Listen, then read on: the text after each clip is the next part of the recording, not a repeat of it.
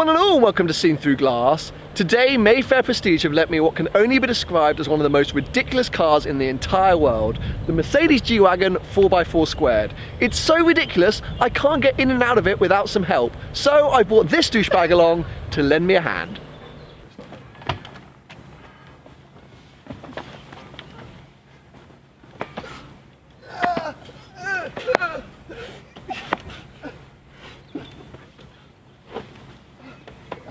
Okay.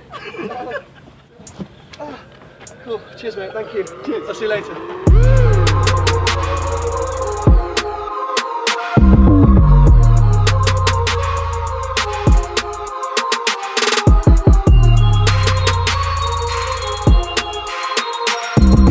So one thing you need to be aware of if you're going to buy a 4x4 squared, you need friends, because you're not going to be able to get in and out by yourself.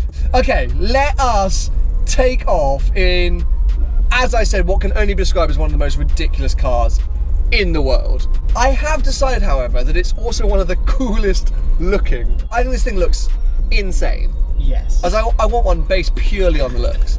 Basically, so you can look like a baller around London. Such a baller. I mean, also like a twat. Also, I mean, like, you know, we look like twats. You're living on that fine balance between 13-year-old boys going, that's a cool guy, and the rest of the world going, what a tit.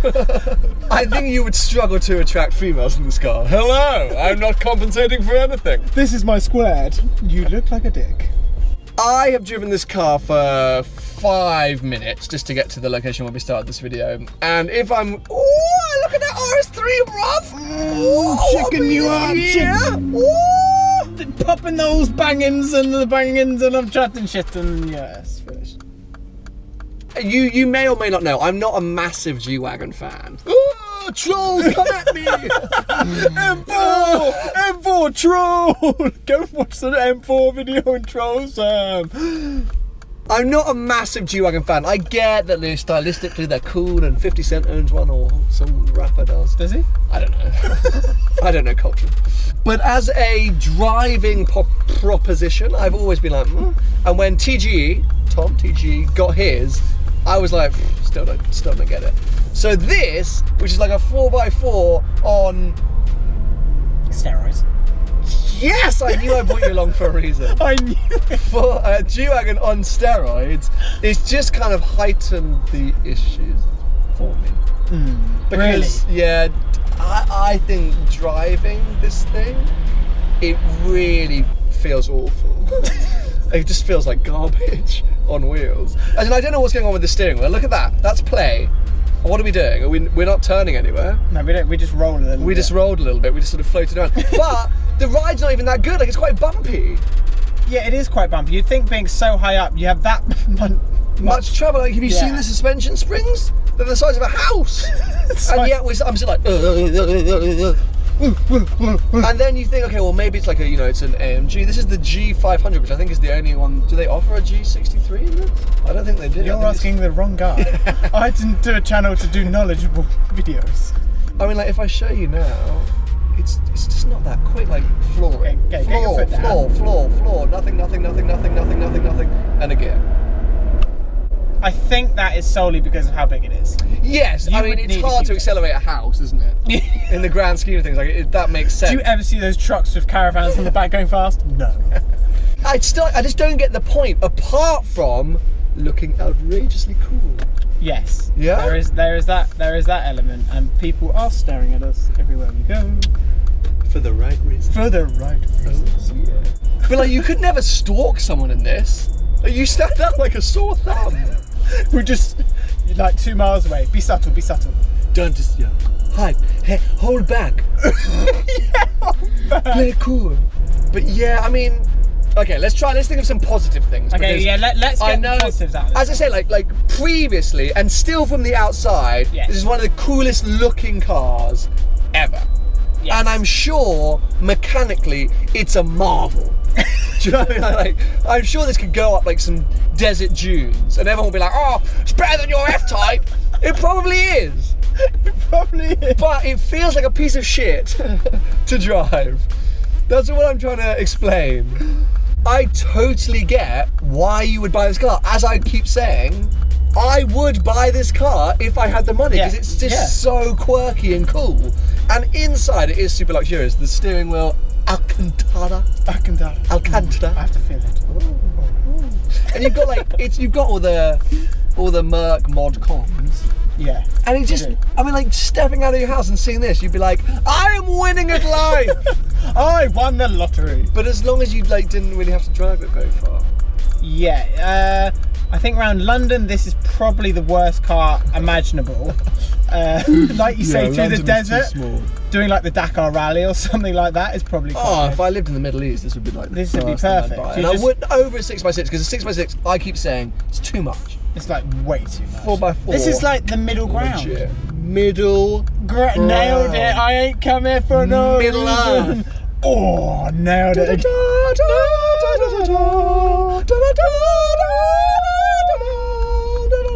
A wizard is never late, Frodo Baggins.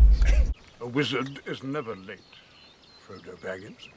But no, that's exactly it. Okay, so that is what we're establishing. It's not a great car for London, it's a bit too big. America, this would be very good, I think. Probably. If you lived outside of London, I think this could still be good. Like an off-road, could you imagine like some country But how are you going to get into a parking lot? So an underground parking. Why would you have underground parking outside of London?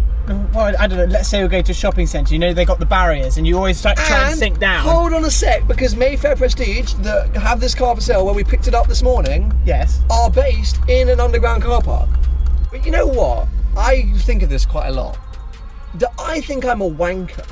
Do you? Yeah, because you know what? Previous. I have thought the same thing. I concur. Yeah, I concur. Previous to seeing through glass, yes, I would drive around and be like, oh mate, look at that fucking Clio RS! Ah! Like, I loved all cars, and I could get you just like the biggest car now. Oh my god, the biggest. Are we gonna fit through here? If you saw it from, you're not. Oh my god. But like, I would get a renter car. No, alright. He was like loving it. I would get a renter car Fiat 500, and I'd be like, this is so exciting. Well, now I get these cars, I'm like, doesn't handle like the 360 Challenge Stradale. Well, who says these kind of things? Fundamentally, I don't like M4s. I mean, M4 is a nice car, and you slagged it off. Fundamentally, we're in like a 250 grand car, and 280 grand car. 30 grand at that point makes no difference. It's pocket money. And it's super luxurious, and if you're not looking to have a supercar, it's probably sick to drive. It's only because I'm this douchebag who's like, you know, I'm analysing the suspension travel. I mean, because the thing is, you just do this to me the whole time. Yeah. I've figured out the flaw in the 4x4 square. The Bentley Bentayga. 250 grand. That's true. I didn't even realise it was that much. Well, that's what somebody told me. Bentayga's 160. It's actually 60. Idiot. Do you even know cars? Yeah, so the Bentayga is 160 grand. Awkward.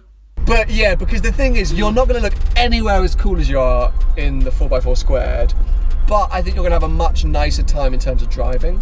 And the Bentayga therefore slightly ruined the 4x4 squared for me. So we need to summarise this experience, because I feel like we've been all over the place with opinions. So, would you own this car? 100% I'd own it.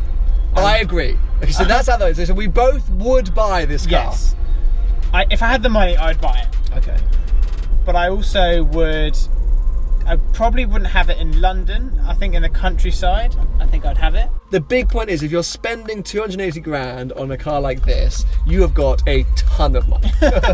Yes. Because fundamentally, you are not buying this as a great daily driving car. Because it is, I would think, would be impossible to daily unless maybe you're in like kind of America or the Middle But again, East. it's still difficult to you wouldn't daily it anyway, I don't think. I don't think you would. If I did buy one, it would mainly be to look at.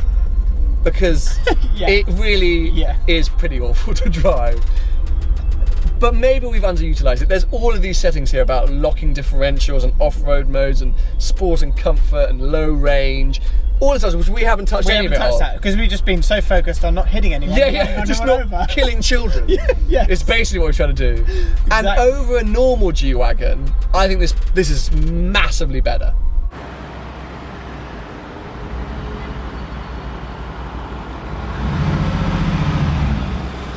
I have to say a massive thanks to Mayfair Prestige for letting me drive this thing, because I don't think it was a car that I'd ever thought I'd be jumping in.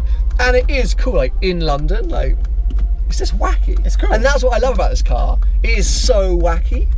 In your professional opinion, what is the review of the Mercedes G-Wagon 4x4 squared? Wacky. Today is the CT meet at the Nürburgring in Germany.